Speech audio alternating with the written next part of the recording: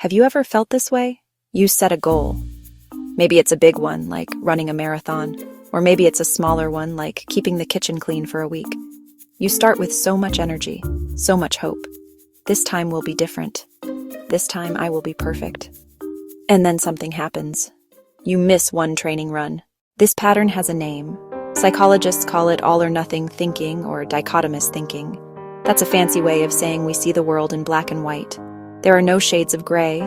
Things are either good or bad, a success or a failure, right or wrong, perfect or terrible. When we are caught in this mindset, we lose all sense of nuance. We lose the ability to see progress. We can only see the final outcome, and that outcome has only two possible categories: flawless victory or utter disaster. Let's look at how this shows up in our daily lives, starting with something so many of us struggle with: our health and wellness. You decide it's time to get healthy. You create the perfect plan. You will wake up at 5 a.m. every day for a 1-hour workout. You will drink a gallon of water. You will eat nothing but lean protein and green vegetables. No sugar, no carbs, no exceptions. Then, on Wednesday afternoon, a coworker brings in donuts. You have the donut. And in that moment, the all or nothing switch flips. The voice screams, "You failed!" But what about the healthy breakfast you had? 15 minutes of movement is infinitely better than 0.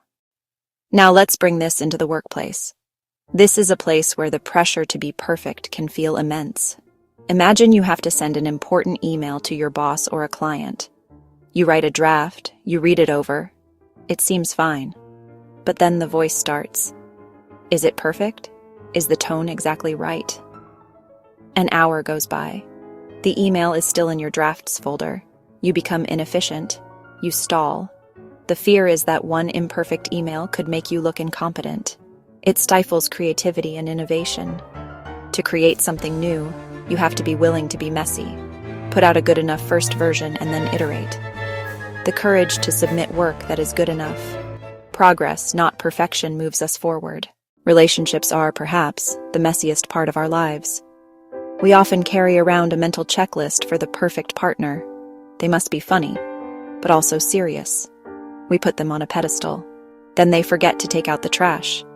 The all-or-nothing mind knocks them off that pedestal. We forget their good qualities and focus on one perceived flaw. Love isn't about finding a perfect person. It's about learning to love an imperfect person perfectly. It's about choosing to see the whole person again and again.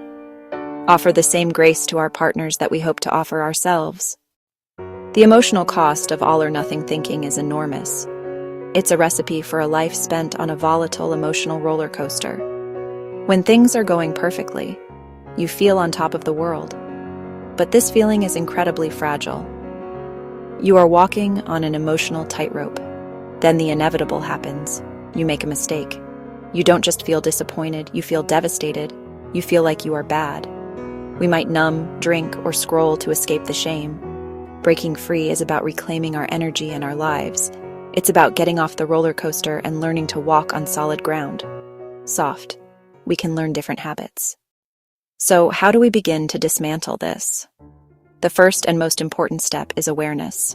We have to become detectives of our own thoughts. This starts with simply noticing.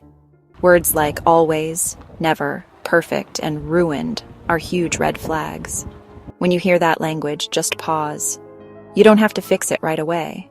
The thought might be, I ate a donut, so I've ruined my diet and I'm a failure. Instead, ask a gentle question. Is it really true that the entire day is ruined? What about the healthy breakfast you had? What about the water you drank? This creates a little bit of space between you and the thought. It introduces a sliver of gray. This takes practice. One of the most powerful tools is a simple 2-letter word, and. All-or-nothing thinking is the language of but. I worked hard on this project, and I made one mistake. I love my partner, and we had a fight. Can you feel the difference? Both statements can be true at the same time. When you catch yourself using but to negate a positive, try swapping it for and. It will feel strange at first, like breaking a rule. But and creates space for nuance and complexity. This is the language of wholeness. It allows us to be fully human, strengths and struggles, courage and fear.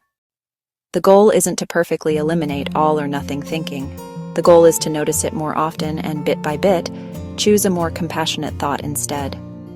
Notice, pause, question, create space, introduce gray. It takes repetition.